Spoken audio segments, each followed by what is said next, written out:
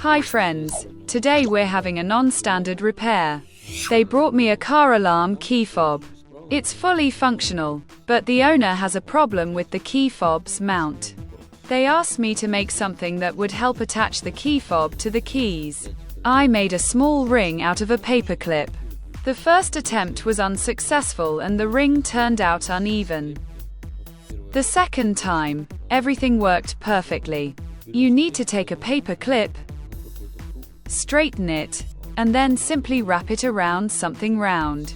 Then, attach this ring to the car alarm key fob and you're ready to attach your keys.